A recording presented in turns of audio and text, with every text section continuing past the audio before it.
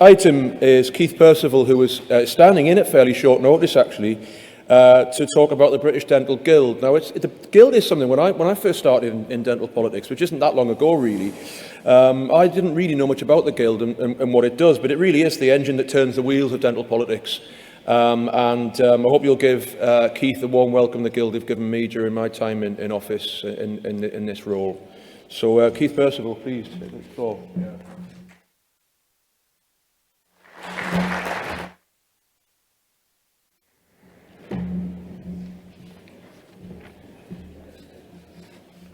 Good afternoon, conference. Hope you've, this is the worst slot, isn't it? You've all had a nice lunch, I'm sure. Big thank you, two thank yous actually. One to thank you for allowing me to speak on behalf of the Guild, and also, and I may touch on this later, just to thank all those LDCs that donate to the Guild. There is a list outside, we've got a stand. If you feel that your LDC should be on there, please inquire and contact Howard, not me. It's his list. Again, also apologies from Howard. He is unwell and unfortunately can't be here. So that's me, Keith Percival. I'm the chairman of the British Dental Guild, chairman of the board. And just to give a little bit of context around the board, so it's elected from LDC from this conference, 4 representatives, 4 from GDPC, and we have 3 ex officio voting members as well. So the purpose of the Guild is to reimburse the loss of earnings to GDPC members for the time they take out of their working days, working on behalf of all dentists. In actual fact, the Guild rate, in part, reimburses them for their time, because for the meetings, I just know the amount of extra work that goes in, the reading round, the topic, and all the things associated with that level of representation. And I was very proud to be on GDPC myself for quite a number of years. So GDPC negotiates all aspects of dentists' working lives. Originally it was GDSC and the Private Practice Committee, which combined to form the GDPC. So we shouldn't forget that it actually represents the interests of private dentists as well. Yeah, things are bad, aren't they? Heard it all this morning with there in the press. We are in crisis. But yeah, it would have been much worse without GDPC. We have a fantastic GDPC at the moment, highly dedicated, number of people. We shouldn't forget as I was, one of the GDPC foot soldiers who also provide their reports to LDCs. We know about Sean and his excellent evidence at the Select Committee, and none of this would happen without the Guild. So basically, the GDPC needs the Guild, and the Guild needs you. We need LDC's donations. We pay £340 per session, that's 3.5 hours, £97 per hour for teleconferences. And some of you will have noticed that the Guild rate increased by 10% on the 1st of April. And the reason for that was because we had lagged behind and we didn't feel that that was giving a proper message to those that use the Guild rate as a benchmark figure. And guess what? It was 10%, and now we've got inflation running at 10%. So we spend around about £200,000 per year. That's what it costs. The vast majority of the money for that comes from donations, and we're very grateful for those donations. Any LDC that we realise from time to time it becomes difficult for LDC treasurers to find extra funds, but even small amounts actually will help the Guild. And we rely on those donations being regular, because obviously we've got regular payments to make. The recommended level of donation is £25 per dentist in your LDC per year, and those donations can be sent to Howard Jones, and his contact information is there. If you need that contact information, you can always ask me as well. I'm always available for that. There's his telephone number as well. Out in the foyer, there's a booklet, and I have put them randomly around on the tables. So this is a handbook that we've put together because we've had quite a few queries from LDCs, which really is around the transparency of the Guild, what we do with those donations, how the money is spent, etc. And we are in the process of providing a website. That's under construction. We do have a domain, but I thought there was no point in giving it today because there's nothing worse than going on a website that's not actually active. Thank you very much. Very happy to answer any questions, and just finally to congratulate on a wonderful conference and so on, and I hope that the rest of the conference is fantastic too. Thank you very much, Keith. I'm sorry I was on my phone there. Thank you so much. We're going to take a little time now to look at where the future of dentistry lies. And this was a session that we put in lieu of having the Minister when she was going to speak originally. He said how everything was hedging bets and moving things around, and we came up with this idea for a good conversation about what is the future. So we have Alan Suggett, who's flown down from Newcastle upon Tyne today to speak to us. He's a dental consultant from UNW Chartered Accountants. And Alan's going to provide us with a commentary on the financial side of the NHS dental contract. And Alan will then take any questions specific to his presentation. And we'll hear some thoughts and case studies from some other colleagues who I'll introduce afterwards, before opening the floor for further input and discussion. Alan's a chartered accountant, recently retired from his role of partner in charge of the UNW Dental Business Unit, acted for more than 500 dentists. And Alan writes regularly for the dental press, as you may have seen. He's also a member of ASPD and the National Association of Specialist Dental Accountants and Lawyers, a NASDAL, who you may well be familiar with, and a member of their technical committee. And in semi-retirement, Alan carries out dental projects through Agata Consulting Limited. Alan, thanks for coming. You're very welcome. Thank you. So, yes, so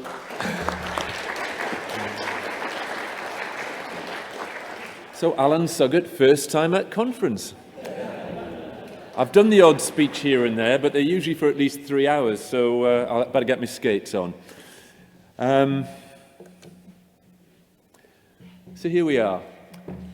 For those of you who don't know me, I thought I'd better quickly whiz through, because you might be wondering, what's this bloody accountant doing here talking to us? So here's me. It was a few years ago now, and in a dental chair with my favourite client.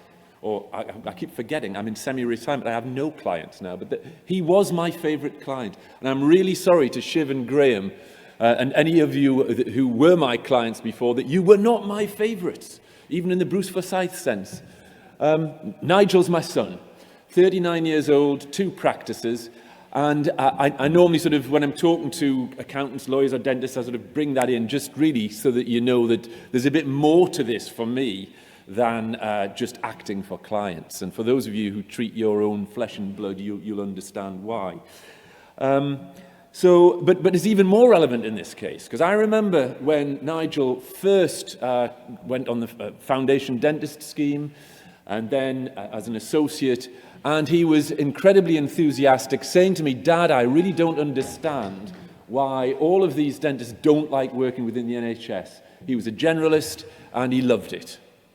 Where is he now? He's now got 2 practices, he just about only does implants, and he's very keen for both practices to exit the NHS. Most days we talk about it when we get together. So that's something that's really close to my heart, what we're talking about now, in several senses. A little bit more about his dilemma. Both practices have a UDA rate of about 23 quid. And I'm going to come on to in a moment sort of the key factors and areas to be, which I think you should be aware of. So, and this is really one of them. There's a lot of talk at the moment about moving out of the NHS for those contract holders. There's not much of it coming from those with £30-odd UDA rates, though. They're keeping quiet. Understandably. Why rock the boat? And in fact, it was something that, in coming here, in preparation for coming here, I gathered information from colleagues from other NASDAL dental accountants. We jokingly have what we call the Champions League of dental accountants. And I remember getting a very arsey potential client asking me what my credentials were, and I said to him, well, if there's a Champions League of dental accountants, I'd be Barcelona. And that went nowhere. Anyway, I got feedback from them about this, and that's what I want to share with you. I'm going to do a couple of things. First of all, look at the general observations of what key NASDAL accountants are saying. Their clients are talking to them about their involvement with the NHS. I'm going to move that on a bit into a more detailed drill down of what are the essential characteristics or the important characteristics to look at if you're considering an exit from the NHS, or maybe not total, but a large-scale move to private work. So picking up on why me, so yes, I've got a statistics degree, and on the plane on the way down, I was thinking about this. I need a sort of a strap line. I thought, well, okay, lies, damned lies, and statistics. Now, apparently Mark Twain said that was said originally by Benjamin Disraeli, the Prime Minister. I thought, well, that's quite cool, because there's another prime ministerial connection here. If Boris and I were ever to have a double act, this could be our strapline. Lies, damned lies, and statistics. Anyway, we'll attribute that to where you like. So, I've retired from my previous role as looking after 500 dentists. I do a bit of consultancy work. NASDAL was mentioned. I think it's really important because NASDAL gathers together the information that I'm going to present to you in a few minutes' time.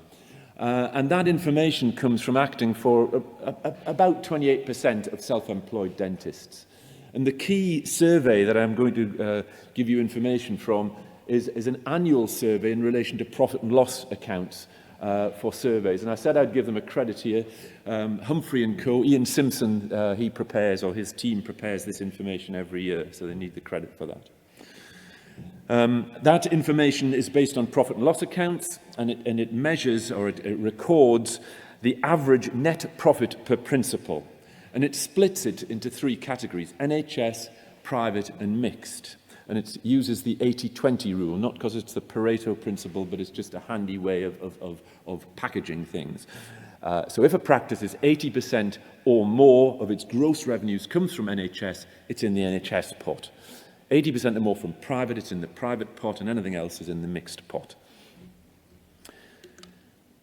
So what did my colleagues, the NASDAL accountants, give me feedback about what you are saying to them, the dentists that are their clients? Well, lots and lots of discussion about leaving the NHS, but typically a fear of taking the jump, made worse by this looming cost of living crisis. And were it not for that, I think there'd actually be more of a stampede for the door.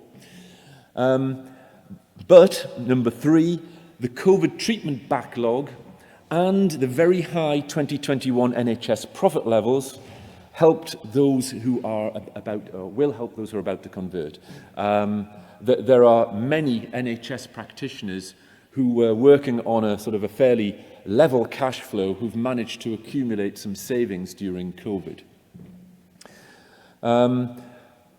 The accountants are reporting an increased enthusiasm amongst associates for private work. They're not so keen on NHS, apparently, and this is leading to greater recruitment problems. Also, independent buyers are now showing very much a preference for private and mixed practices. And the one that I mentioned before about high UDA rates, that, as I say, those practitioners, in my experience, will just be sort of going ahead with life. Why not? In fact, one of the NASDAQ accountants came back with a statistic that he has consistently been measuring his top 5 clients in terms of profitability. And on average, it's something like 3 of the top 5 are NHS practices. And in my case, I remember the record that I had was somebody who sold to a corporate who was making £700,000 a year, technically as a sole practitioner, obviously few associates working for him, in a purely NHS practice. That's the sort of statistic that you don't want the Daily Mail to get hold of, isn't it? But overall, the message is that most NASDAQ accountants think that even if the 2006 contract continues in its current status or some sort of modest variation of it, that there will still be a significant amount of NHS activity. The view is that it's not something that NHS activity will be coming to a shuddering halt. So what are the key factors then, drilling down into that, for those that are considering a conversion? Well, I keep coming back to this, UDA rates. If you're on a £35 UDA rate, it's a totally different scenario to if you're on, like Nigel on his £23 UDA rate. So I think this is something that we can't look at NHS practices as a group and say, what are they going to do? It has to be unbundled into certain practices will invariably go one way and others will be considering going another way. Geography is very important, and there's been a lot of, we've even got onto radio too. I've got a nice suntan since retirement. I'm spending most of my time on holiday, lucky me. So I'm in Tenerife, and there's Jeremy Vine talking about dental deserts. So geography is important to that. You've got the dental deserts. You've also got the areas like Cumbria, Cornwall, etc., where their status is different to inside the M25, for example. Recruitment has been talked a lot about today. That's a significant issue on this. But also local NHS commissioning strategy is really important. So back again to Nigel, using him as my continued example, the one that's close to home. And one of his practices is in an area where none of the neighbouring NHS practices has capacity to take on any new patients. It's quite easy to move towards private in that area. The nearby practices are taking on NHS patients. It's virtually impossible in that scenario. So local circumstances are very important. And that's something that I discussed with the other NASDAQ accountants, because it's very easy as an advisor to stereotype, to say, here we are, here we have an entrepreneurial dentist client, look what he or she has done in this geographical area. You take that entrepreneurial dentist and put him or her in the area where the circumstances are different, the result will probably be different. The principal's attitude to risk is obviously really, really important. There are those in life who enjoy a risk and those that are very risk averse. And then another really important factor is the dental team, and stress team here, it's not just the principal, clinical and entrepreneurial skills. And lastly, financial reserves, because this brings us back to the COVID windfall that lots of practices have had. I spoke on a number of occasions to different clients who were thinking of taking the plunge, but had no financial reserves. And that, for many of them, that was sufficient to say, we're not going to take that route. If patients do not come with us, we've had it. But if you're sitting on significant cash reserves, then it's potentially a different scenario. So this, and I apologise for those of you who can't interpret this easily because of the light conditions and your position in the room, but what we have here is a graphical interpretation of the NASDAQ surveys going way, way back to 2002. And the different colours there, you can see the blue line. If we go to 2009, because that's the year that I want to highlight initially, the peak there in light blue, that was when NHS practices, in terms of profits per principal, hit their peak, going back over the last 20 years. So, interestingly, they rose from 2006, and those of you who are of a suitable age that were around in that time, perhaps as practice owners, that were considering, should we go with this newfangled contract or not? I remember at the time there were a number of practices that decided it wasn't for them. But interestingly, even with that contract that at the time was not particularly popular, for the following 3 years, the graph rose and peaked with profits at 2009. Since then, it's been coming gradually downwards, other than the COVID blip at the end, which I think for the purposes of this discussion, I'm ignoring the COVID blip. The private practices are the red line, and the green line at the bottom is associate pay. So there we are. But what I think is even more interesting, for the first time I picked up on something that the BDA did, which is to adjust the NHS numbers for RPI. So I thought, whoa, what a bloody good idea. Why didn't I think of that? So I thought, right, I'm going to do that. But I'm not just going to do it for NHS. I'm going to do it for NHS, mixed and associates as well. Now, there wasn't room on the slide to put mixed practices on there, but there was nothing unusual within that. I haven't sort of deliberately hidden something. This isn't a lies, damn lies and statistics. There just wasn't enough room. So you can see down the left-hand side the real numbers, profits per principal for each of the years there, NHS, private and associate. I've then got an RPI factor and I've carried out the adjustment. So for example, if we go back to the 2006 year for NHS, I'm using that as my baseline. That was the last year before the new contract, where the average profit per principal was about £142,000 for an NHS principal. In today's terms, adjusting it on a like-for-like basis, in the latest year, the last year before COVID, the corresponding figure was £77,000. So what we've got there, current level profits before COVID were 54% of the profit level as of 2006. And that, I think, accords with the BDA's press release. Look at private, look at associate. Their reduction in real terms has not been as severe, 67% and 66%. I was going to stop at that point, and then I thought, well, okay, but we've got the dental world. What about everybody else? So the joys of the internet, I pulled out average wages, and you can see there that although they are significantly less in overall quantum, the reduction in average wages since 2006 to 2020 has been significantly less at 89%. So the whole dental world has been outperformed by the average of everybody else's wages and salaries. So there we are. That's the information that I can bring. You might say to me, so what do we do, Alan? And that's why we've got the panel who can help me with that. And I've had one really, really good question so far, which if you don't mind I'll share with you. Actually, you were there at the time. Yeah. It was from the technician who asked me, where can I get stotties? So there you are. Ask a better question than that. And for those of you who don't understand what a stotty is, Dan and I do.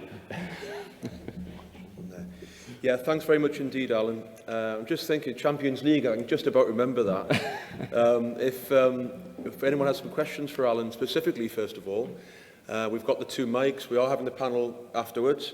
If any of you would like to ask Alan something, to Alan himself, first of all, feel free.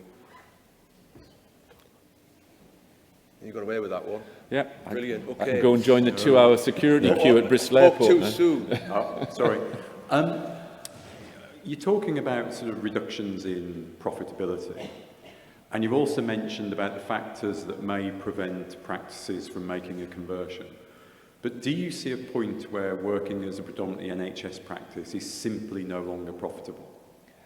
I would answer that by, I'm not being trying to be evasive here, but I cannot see, even under the current regime, where a situation where those practices with, let's say, 30 plus UDA rates will ever want to change.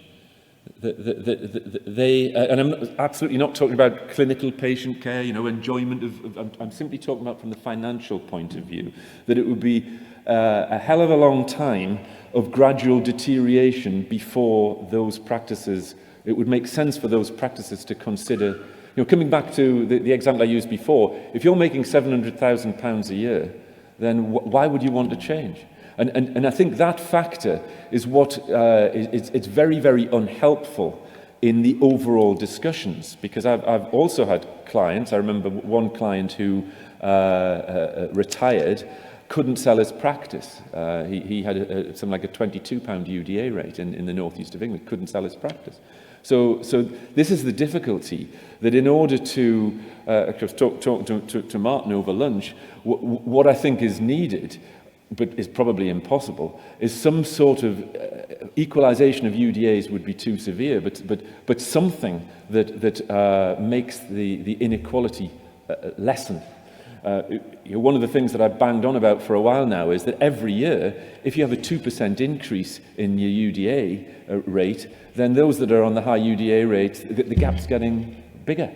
So no, in short, no, but I can see why some practices will be forced into that, because the other factor that isn't, if I can just go back to, sorry, this one here. If we're looking at the real terms, 2019, the real terms, 2020, the real terms net profit per principal was £116,000. Now, the younger practitioners are having to fund the acquisition of practices out of that. And so, again, that was another point that my son was making to me. Dad, you're telling me I've made this, whatever it is, £200,000 a year. I can't afford to go away on holiday because I've got bank loan recapital to pay. You're telling me I can't incorporate my practice. There's another hobby horse that I've got. If I could service my debt out of limited company taxable profits, it would be much more easy to manage, but I can't because of the bizarre NHS incorporation rules. So it's a lottery, I'm afraid. Oh, it's my friend Eddie. Yeah. So Eddie Crouch next. We're just having a couple of issues with getting questions coming through online. Excuse me a second, Eddie. Yeah. Eddie Crouch, please. Alan, thanks, and thank you for all the help, conversations and support you've given the BDA throughout the pandemic. Much appreciated. Thank you very much. Thank you. Yeah. Thank you very much. And my question, and it relates back to when I was Vice Chair of the PEC and Chair of the Review Body Evidence Committee that we went to the DDRB every year. Every year, probably for the last 8-10 years, the evidence that NHS England put in about the earnings of dentists counters with the fact that so many of the profession have gone incorporated, and that is their excuse for those sort of drop in the figures. What would your comment be to their evidence on that? There's no reason why the data can't be presented after incorporation. I had this debate with the DDRB people as well. The problem is it requires some adjustment. For example, when those of you who have limited companies will know the most common way that you pay yourself is by way of a shareholder's dividend. So there are certain technical adjustments. Those adjustments are fairly easily made. And in fact, within the NASDAL survey, that's what we started to do a few years ago. So I wouldn't accept that as an argument at all. That incorporation does not prohibit the production of accurate statistics. But I think this is another point I was talking to Martin about at lunchtime. The problem is that in terms of production of really accurate and valuable dental profit and loss account statistics, there are only two parties who can do that, NASDAL and HMRC. And NASDAL, we do our best, but it's an organisation of people that this is, I suppose, a sideline. We're doing it. Nobody pays us for it, for doing it, and therefore, I often get frustrated. People sometimes ask me follow-up questions in relation to these numbers, which I'm absolutely unable to answer because the data just isn't analysed sufficiently well. But to answer your question, the DDRB should not be presenting incorporation as an excuse. Thanks, Alan. I don't know which of you was first. Russell's first. We'll have you both, though. We're probably going to make those the last questions because we want to get some time ready for the panel. So if you two could be, so Russell first and then, yeah. Can I ask about your COVID blip? So obviously it doesn't look good for us in the conversations we're having to have figures that support that we're making more money through COVID and the support that we've had. Now, within your modelling, is a mixed practice, and I've retained more cash, but for me, I feel that's come largely from deferral of debt rather than actually any change in income. Have you got any reference about where that sits from rather than... Yes, but perhaps maybe not in the degree of detail that you would like, but these figures exclude debt. So, and if you look at the private practice figures as well for the COVID year, they also rose. And so the subjective analysis, it's something that's been discussed a lot because we had a bit of a panic. Every year, NASDAL has a press conference at the BDA headquarters where these results are announced. And Ian Humphreys, who produced these numbers, didn't want to come on that day because he thought that his clients are going to say to him, "What the bloody hell are you doing, giving this information out that you know we've made lots of money during COVID?" But you know, it's a fact. I'm amongst friends. I can say that it's a fact. And so NHS was simply that. Typically the scenario, and I know there will be some where this didn't happen, some that fell off the cliff edge, but this is the average, and typically what happened was that everybody got 100%, or the practice got 100%, and it saved on its outgoings. And that's it, I'm afraid. Well, I'm not afraid, I'm bloody delighted, but actually I'm not, I'm a taxpayer. Can I have my money back? So private practices, it was a bit more, and mixed ones, the scenario was slightly different, because we did see a number of private practices whose profits dropped. They were shut, they didn't have capitation schemes, and just simply, that's what happened. But the category that really surprised most of the accountants were the mixed practices, particularly those that carried out specialist work.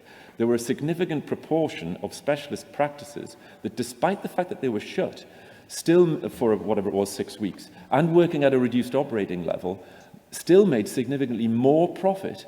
It was the Zoom teeth scenario, I suppose, or this is an ongoing concern, the spillover of NHS patients that couldn't be treated because the practice was operating at 45%, but they could be treated by the private practice. So COVID was a win-win, really, for 90% of dentists, I think. Thanks for that.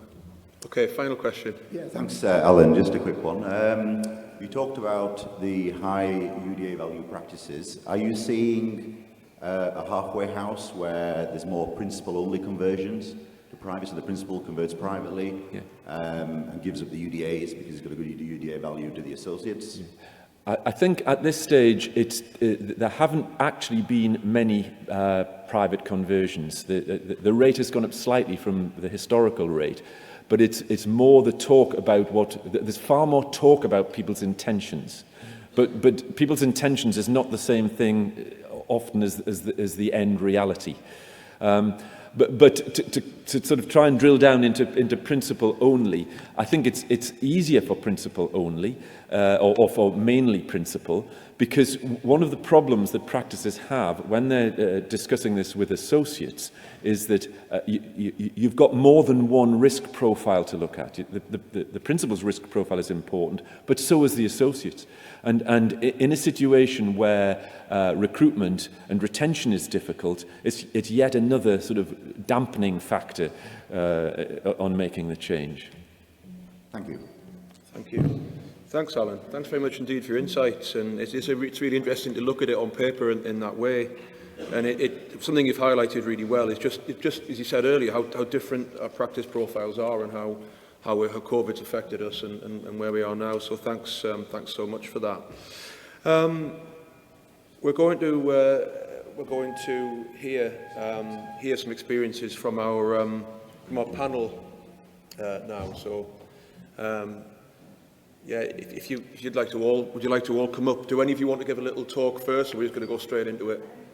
We're a little bit short of time. We've got enough time, so let's have a little chat. I'll introduce you all to our panel. So Sarah Canavan, I'll try and do it as they come up the stairs in order. So Sarah Canavan is Chair of the GDPC Associates Group, many may know. And we have Paul Mottram, Chair of the GDPC Private Practice Subcommittee, Hannah will know, Chair of English Country Council, and Mark Green, GDPC Exec. Now, I'm going to give up my seat now for Hannah because I'm going to go and sit down there and I'm going to leave it to the panel. So thank you very much. Can I just say one thing before we get started? Alan, you commented that COVID was a win-win for dentists. It wasn't for associates. It might have been for practice owners, but it wasn't for associates. Actually, thank you. That is a really, really good point, because that's been another hobby horse of mine. That I'll give you an example that really illustrates this of how difficult it was as an advisor. So the immortal words of the CDO were that the dental team should be paid at the previous level. So I had a principal saying to me, an NHS principal saying, one of my associates has just returned from maternity leave. Isn't her previous level nil?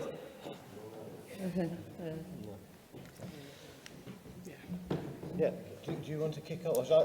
Yeah, no, I mean, we've been asked as a panel, I think, to come up and sort of put a little bit less gloom on the future of dentistry generally and give our examples of how we've improved, well, personally, my working life, and I think other guys as well. I mean, I'm 27 years qualified, and until about 4 months ago we're almost completely NHS. And I've made the decision to go mostly private, majority private, and it's letting people know that, especially my age group, because I think when you're of a certain age, 50, anyway, there's a fear factor. I think we gear everything towards young dentists, which is great, because they are the future of dentistry. But I've still got a good 10, 15 years to work, to pay my bills and stuff like that. And you do have to factor in our age group as well. And I'm here to say to people that it's doable, to people of my age, that it's doable. It's quite scary to think about doing it. And I loved NHS. I was a special care dentist for 15 years, and then I went into practice. And I loved it. And it was a real heart-rending thing to have to do. But I wouldn't go back, you know. And I just think it's letting you guys out there, because it is really depressing talking about dentistry, especially when we talk about NHS dentistry, because it is all doom and gloom at the moment. But that's not all dentistry. No. There's a lot more to there's a lot more people can do. You can go to you can try special care. You can find something interesting to do, whether it be you're in an NHS practice or private practice. That, you know, you don't have to specialise. Someone said earlier about being a generalist. Being a generalist is great. You know, it's the bread and butter. Most of us are generalists, but you can still find a thing that you love to do, and you don't have to spend the thousands that you hear about these young dentists on courses to become specialists. You know, I do ortho, and you know, I think all in all it's cost me about £1,000, and I love every minute of it. And that's an affordable cost to make yourselves have a more interesting and a more rewarding day at work. I can spend more time with my patients. Yeah, I think Yeah. over the last 27 similar years, the NHS sort of devalues your skills. You've got a huge set of skills, and especially in the last few, since the new contract, those skills have been devalued to the point where they're non-existent almost. And so you've got to think, I've got a set of skills that are actually very useful, and people will value them. And so I think it is maybe an age. I still am on the NHS, partly because I'm no longer a practice owner, and that's allowed me to do some charity work.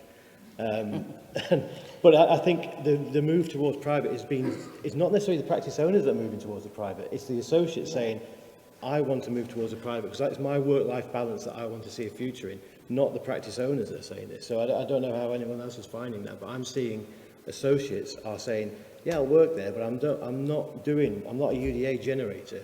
I want to do something for me. And I think that's the message. You've got to tell people that it's not, all these conferences for the last so many years have been doom and gloom. And there is a future. Yeah. And dentistry will always be needed by people. The government don't appreciate that. Well, they're not going to pay for it anyway, but you still have got a huge amount of value, and not to undervalue your skills. I mean, I would say the last 2 years working with COVID was probably the most nicest time on the NHS I've ever had. I don't disagree. Apart from the first day when you go back, and 2 years ago, May 2000, before we'd all been vaccinated, they were scary times, proper scary times, without the face-fitting masks and all the rest of it. We were going in, we didn't know much about it, But actually, you turn around, I had loads of time. Yeah. And that felt really refreshing. We were doing NHS dentistry the way that we should be be able done. to do NHS dentistry, Yeah. but it was unsustainable to earn a living. So Yeah, I think one of the big issues today is that we see a lot of people who get into huge amounts of debt early on in their careers, trying to keep up with their friends, trying to follow specialist pathways, do additional things. There's this expectation that if you want to go private, which is the aspiration for most young dentists, that you have to have additional skill sets. Being a good general practitioner doesn't feel like enough. So you've got these people who are burdening themselves with huge amounts of debt. And at that point in their lives, in their careers, where they're reaching that point where they're realising that it's not making them happy, it's not fulfilling them, they've kind of kept their head in the sand. By that point, they've got mortgages, they've got school fees, they've got, families, dependents. At that point, it becomes increasingly difficult to go, I'm not happy, I want to make a change. And I think the key thing is, there are going to be some amazing NHS jobs in the country. There are some horrendous private jobs in the country. Labelling one thing as good and another thing as bad is completely irrelevant because actually we're all very different. The key thing is finding out what you want to do in your daily life that will enable you to have a career without burning out and leaving in your mid-30s. Or your mid-40s. But the number of people that I know in dentistry who are desperately planning for their early retirement and they want to be out before 60, that's the key. They're driving towards it, they're hating it, and they're trying to get to that point where they can leave. And that's, not healthy. Yeah, dentistry has changed so much really since the pandemic, really, since 2020. And I think quarter by quarter, I find that the landscape just seems to be changing each time. I think to say really that private dentistry or dentistry within the private sector is not a word that we shouldn't talk about. A lot of the work that we do on our patients, we said just a moment ago, vast majority is done in a generalist setting really. Patients, you just have more time with them and they appreciate that. And I appreciate it can't be done in all areas of every practice for different socio-economic reasons, but patients, I think, are more sort of aware of their own dental health and they seem to be more keen now to invest in that dental health.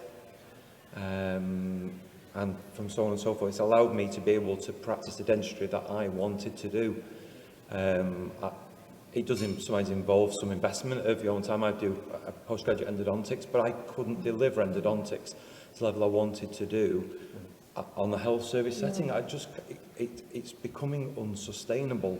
It was becoming increasingly unsustainable, and it was causing more stresses, and I had to step back and think, how do I want to provide this treatment? And I invested a little bit of the same myself, and a lot of the colleagues have been doing the same, investing in themselves, just in small parts, not doing complete specialisation, but adding a little bit into the practice. But all the talk I hear now is of associates want a work-life balance. They want to do some sort of additional training because they like that element of an individual speciality. They don't want to be monospecialist forever, but they want to bring it into that practice, but they can't deliver that in a health service setting, so they choose to do that independently. I think as well, the perception is that you're almost, you're betraying your patients if you go private, or you're money grabbing if you go private. You're Selling not. out. You're looking after your own physical and mental well-being, because looking at those statistics even there that Alan went through, I mean, I know this from personal, the fact that I still am in more debt than most people who leave university now, is my NHS earnings haven't changed. I mean, I'm earning the same now on the NHS that I was 10, 15 years ago. And it's not all about money. This isn't, I went private because I want to be rich and I want to, I want to drive a big car. I don't. I want to just be able to pay my bills and I want to be comfortable and I want to be able to do it in a situation where I'm able to spend the time with my patients that they deserve to have spent with them. I mean, my take-home message to people would be, if you're not happy, change it. Now, that may be that you stay in the NHS, but you go to a different NHS practice, or it may be that you do go private, or it may be that you specialise, or you go to special care, because they are, you know, special care is a great place to work, and they really have a recruitment crisis, and it's an experience everyone should have to work in special care. But do it, change it, because I was miserable for a while before COVID. COVID just, as Mark said, it opened up my, I thought, oh my God, what the hell's going on? What is this? What do you mean I can have a cup of tea? Oh, I can go to the toilet. Wow, that's amazing. But it's just, and that's what I would say to people. If you're happy, great, stick with it. Stick with it. But if you're not, change your situation. And don't be afraid. Yeah, absolutely. Absolutely. Thanks, everyone. I was just wondering, Alan, with your clients as well, have you noticed that there's been, over the years, certainly the later years of your accountancy practice, did you find that there are more and more of the real NHS stalwarts gradually dropping off and going into private practice? And, you know, what were the reasons that they were giving? Were they really looking for more money, or were they just looking for a better working environment? I think, I don't know if it's answering the same question, but what I have seen over the years is an increasing number of entrepreneurs being dental practitioners. Yeah. Initially, it was quite rare. People went into it, and it was almost like they were running a business by accident. You know, they'd gone into it for healthcare reasons, and all of a sudden they're running a business. Yeah. And that brought with it problems as a business advisor. But over more recent years, I would say it's gone from a situation where there's been 5% of entrepreneurs to 95% of entrepreneurs, with the younger practitioners coming through. I think a lot of us have had to become entrepreneurs as well. I think we've had to learn that, and whether we like it or not, that's how it is. That's how we've had to be. I was hoping for some more questions from the floor. If anyone would like to come up, sure, you can. What would I do without you? Question for you, Alan. We've grown used to a relatively low inflation economy, and I'd be particularly interested in your thoughts as to how a higher rate of inflation would impact on the different type of practices. And the reason I ask that question is obviously within an NHS environment, we have grown, and I think will continue to grow, used to the low inflation UDA increases. What do you see as the relative impacts on different types of practices? Because high inflation is very much a new situation for many. Yes, and I'm of the generation, I remember fixing my own mortgage at 10% because it was a good deal. And it was at the time. I think that, well, I really hope that it's a blip because of the worldwide crisis. If it isn't, then it's going to have a catastrophic effect on those who are borrowing significant sums of money. And I bring back Nigel into this, and I hope he doesn't watch this on video. He's borrowing about £1 million, and he's making good profits that can service that, but it won't withstand a 10% base rate. And there will be many, many others in that situation. So that applies whether it's NHS, private, mixed, or whatever. The other factor that comes into play, and it's what I can't get back. Presumably, I can't get back to it. No, I can't. But on the private practice reduction in real terms profit, when we were discussing that amongst the accountants, there was 2 or 3 people who came out with a view that private practitioners hadn't been comfortable with increasing their prices in a way that they should have done. That factor is going to impact. So let's say there is a much higher inflation, then I think if that's passed on to the customer, and I say that without any, there's something, at one time there would be boos if I said customer, but you know, you've got customers out there as well as / patients, but you have to pass it on to the customer, in which case, you know, there shouldn't be a problem, but there will be a problem within the NHS because there's a time lag, and you know, how responsive will the powers that be to these issues? And the look on your face says it all, Sean. Well, thanks very much, and I really appreciate all of your insights. I'm just thinking, what would the panel's advice be to new attendees here, you know, in terms of getting involved and trying to change things? I just want to get a little bit of encouragement, really, up to some of our new attendees. Get involved and change things. That would be my encouragement, absolutely. yeah. And you know, please do, because I speak to people that often have come to things for the first time, and they're not always newly qualified practitioners either. They've got so many ideas and so many things to bring, and it's just getting up there and saying it, isn't it? Yeah. So and at the moment, they must feel like almost suicidal when they leave these things. So hopefully, hopefully realising that there is more to life than NHS dentistry potentially.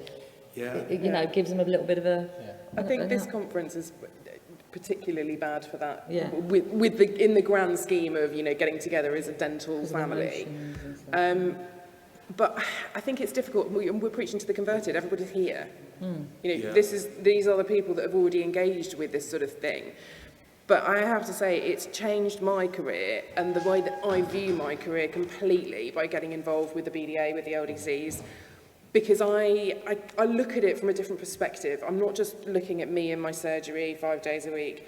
It changes the way that you view it. It engages you in a way that you don't if you're just working on the ground. So I would encourage people to do things. And, actually doing a bit of selfless volunteer work for your profession, it gives you a bit of a buzz. Who said we were volunteering? Who's paying you? Thanks very much to all of you, and I'd love to have spent longer, because I think this is a great conversation. We could take up for as long as we wanted to, really, couldn't we? Thanks very much for you all. And the other thing I want to say before is that all of these guys came in at a late stage to do this, and Alan agreed to come to the conference regardless of what happened with the minister, because we didn't know what was going to happen, and it's awful to see you started off as Plan B, but it's the new Plan A. I think is the best way to put it. Thanks very much, everyone. Thank you. Thanks very much. But now over to Lauren, and this is really, really important work. The toll that this job takes on a lot of us is, where do we start? And it's great we've got people who, like Lauren and her volunteers, who will man telephones at 3 o'clock in the morning, just so when there's someone there, you need someone there who needs someone to speak to, that they're available, just someone to listen and understand. Lauren, thank you. Would you like to tell us all about your hard work? Thanks, Dan.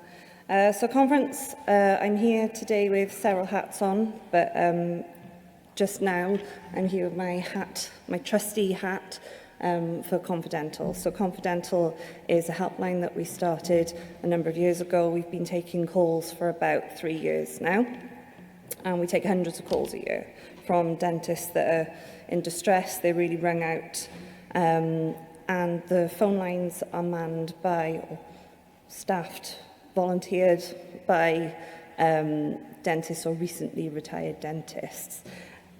We're a listening service, not an advice service, and we signpost to other organisations which can help dentists who are in distress. And there are lots of those at the moment. Our aim is to be a kind voice at the end of the phone. And, if you need us, we're there whenever. We know that last week we took one of the volunteers took about 5 calls. So we are needed, although we would like more of the profession to know about us. So I'm here today not just to ask you for some money, although LDCs have been very generous with us up to this point. Our running costs are low, but it costs quite a lot to do the training that we do. Really what I would like today, conference, is I would love for you all to share the word or spread the word about Confidential. Put our number on your newsletters, and any colleagues that you think might be in distress and need somebody to talk to, then please send them in our direction, and then we can send them on to relevant organisations. Thanks very much, conference.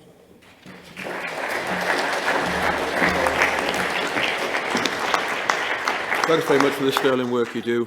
I mean, it can really be a living hell going through mental illness, and it's invaluable, it really is, this work.